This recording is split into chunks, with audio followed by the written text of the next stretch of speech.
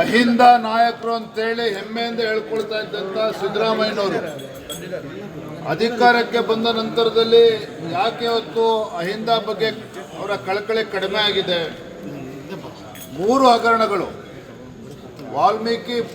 ಮಹರ್ಷಿ ವಾಲ್ಮೀಕಿ ಅಭಿವೃದ್ಧಿ ನಿಗಮದಲ್ಲಿ 187 ಕೋಟಿಯನ್ನು ಲೂಟಿ ಮಾಡಿರ್ತಕ್ಕಂಥ ರಾಜ್ಯ ಸರ್ಕಾರ, ಕಾಂಗ್ರೆಸ್ ಸರ್ಕಾರ, ಸಿದ್ದರಾಮಯ್ಯ ನೇತೃತ್ವದ ಕಾಂಗ್ರೆಸ್ ಸರ್ಕಾರ. ಮೈಸೂರಿನ ಮೂಡನಲ್ಲಿ ಸಾವಿರಾರು ಕೋಟಿ ಬೆಲೆ ಬಾಳ್ತಕ್ಕಂಥ 4,000ಕ್ಕೂ ಹೆಚ್ಚು ನಿವೇಶನಗಳನ್ನು ಬೇಕಾಬಿಟ್ಟಿ ಮನಸೋ ಇಚ್ಛೆ ಅವರ ಹಿಂಬಾಲಕರಿಗೆ, ರಾಜಕೀಯ ಪುಡಾರಿಗಳಿಗೆ ಅಷ್ಟೇ ಅಲ್ಲ, ಸ್ವತಃ ಮುಖ್ಯಮಂತ್ರಿಗಳ ಕುಟುಂಬದ ಸದಸ್ಯರಿಗೆ, ಅವರ ಧರ್ಮಪತ್ನಿಗೂ ಕೂಡ 14 ನಿವೇಶನಗಳನ್ನು ಕೊಟ್ಟೋದ್ರ ಮೂಲಕ ಬಡವರಿಗೆ ಇವತ್ತು ಅನ್ಯಾಯ ಮಾಡಿದ್ದಾರೆ, ದಲಿತರಿಗೆ ಅನ್ಯಾಯ ಮಾಡಿದ್ದಾರೆ, ಹಿಂದುಳಿದ ವರ್ಗಗಳಿಗೆ ಅನ್ಯಾಯ ಮಾಡಿದ್ದಾರೆ.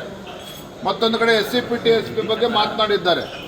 ನಮ್ಮ ಇವತ್ತು ಪ್ರಶ್ನೆ ಇವತ್ತು ಮೂಢ ಹಗರಣನ ಇಟ್ಕೊಂಡು ನಾವು BJP JDS ಬೆಂಗಳೂರಿಂದ ಮೈಸೂರಿಗೆ ನಾವು ಹೋಗಬೇಕು, ಹೋರಾಟ ಮಾಡಬೇಕು ಅಂತ ಹೇಳಿದ್ರೆ ಅದನ್ನು ತಡೀತೀರಿ.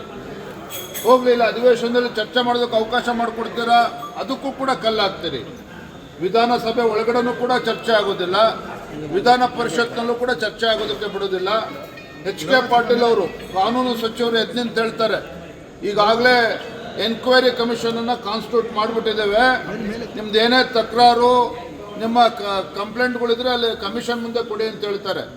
ನಾನು ಅಂದ್ಕೊಂಡೆ ಮುಖ್ಯಮಂತ್ರಿಗಳು ಸದನದಲ್ಲಿ ಕೂತಿದ್ರು, ಮುಖ್ಯಮಂತ್ರಿಗಳು ಒಬ್ಬರು ಎದ್ದು ನಿಂತ್ಕೊಂಡು ಇಲ್ಲ HK ಪಾಟೀಲ್ ಅವರೇ ವಿರೋಧ ಪಕ್ಷದವ್ರು ಚರ್ಚೆ ಮಾಡಲಿ, ನಾನು ಚರ್ಚೆ ಮಾಡೋದಕ್ಕೆ ತಯಾರಿದ್ದೇನೆ ಅನ್ನೋ ಸವಾಲನ್ನು ಸಿದ್ದರಾಮಯ್ಯನವ್ರು ಹಾಕ್ತಾರೆ ಅಂತೇಳಿ ನಾವೆಲ್ಲರೂ ಕೂಡ ನಿರೀಕ್ಷೆಯಲ್ಲಿದ್ವಿ. ಆದರೆ ಇವತ್ತು ಪಲಾಯನವಾದವನ್ನು ಮಾನ್ಯ ಮುಖ್ಯಮಂತ್ರಿಗಳು ಮಾಡಿರ್ತಕ್ಕಂಥದ್ದು ಎಲ್ಲೋ ಒಂದು ಕಡೆ ಅವರ ಮನಸ್ಸಾಕ್ಷಿ ಒಪ್ತಾ ಇಲ್ಲ. ಗೊತ್ತಿದ್ದೋ ಗೊತ್ತಿಲ್ಲದನೋ ಅನಾಹುತ ಆಗಿದೆ, ಹಗರಣ ಆಗಿದೆ. ವಾಲ್ಮೀಕಿ ಅಭಿವೃದ್ಧಿ ನಿಗಮ ಹಗರಣದಲ್ಲಿ ನಾಗೇಂದ್ರ ರಾಜೀನಾಮೆ ಕೊಟ್ಟಿರ್ತಕ್ಕಂಥದ್ದು ಅದು ಒಂದು ಮಾತ್ರ. ಸ್ವತಃ ಮುಖ್ಯಮಂತ್ರಿಗಳು ಹಣಕಾಸಿನ ಸಚಿವರಾಗಿ ಅವರ ಅನುಮತಿ ಇಲ್ಲದೇ ಇಷ್ಟು ದೊಡ್ಡ ಹಗರಣ ಆಗೋದಕ್ಕೆ ಸಾಧ್ಯ ಇಲ್ಲ. ಇನ್ನು ಮೂಢ ಹಗರಣ ಅಂತೂ ಅವರು ತಲೆ ಎತ್ಕೊಂಡು ಓಡಾಡ್ತಕ್ಕಂಥ ಪರಿಸ್ಥಿತಿ ಇಲ್ಲ. ಮೊನ್ನೆ ದಿನ ಆಡಳಿತ ಪಕ್ಷದ ಕೆಲವು ಸದಸ್ಯರು ಮುಖ್ಯಮಂತ್ರಿಗಳನ್ನು ಭೇಟಿ ಮಾಡೋಕ್ಕೆ ಹೋದಾಗ ಸಿಡಿಮಿಡಿಗೊಂಡಿದ್ದಾರೆ. ಮುಖ್ಯಮಂತ್ರಿಗಳ ಬಗ್ಗೆ ಆರೋಪ ಮಾಡ್ತಿದ್ದಾರೆ ವಿರೋಧ ಪಕ್ಷದವರು. ನೀವು ಯಾರೂ ಸಹ ಸದನದಲ್ಲಿ ನನ್ನ ಬೆಂಬಲಕ್ಕೆ ನಿಲ್ತಾ ಇಲ್ಲ ಅಂತ ಹೇಳಿ ಸಚಿವರನ್ನು, ಶಾಸಕರನ್ನು ತರಾಟೆಗೆ ತೆಗೆದುಕೊಂಡಿದ್ದಾರೆ ಸ್ವತಃ ಮುಖ್ಯಮಂತ್ರಿಗಳು. ಹಾಗಾಗಿ ಇಂಥ ಪರಿಸ್ಥಿತಿ ಬಂದಿದೆ. ಮುಖ್ಯಮಂತ್ರಿಗಳು ಒಂದು ಕಡೆ ಹಗರಣದಲ್ಲಿ ಸಿಲುಕಿ ಹಾಕ್ಕೊಂಡಿರ್ತಕ್ಕಂಥದ್ದು, ಮತ್ತೊಂದು ಕಡೆ ಶಾಸಕರು, ಆಡಳಿತ ಪಕ್ಷದ ಶಾಸಕರು ಅವರ ಬೆಂಬಲಕ್ಕೆ ಬರದೇ ಇರತಕ್ಕಂಥದ್ದು. ಒಟ್ಟಾರೆಯಾಗಿ ನಮ್ಮ ಡಿಮಾಂಡ್ ಇರತಕ್ಕಂಥದ್ದು, ನಾವು ಆಗ್ರಹವನ್ನು ಮಾಡ್ತಾ ಇದ್ದೇವೆ.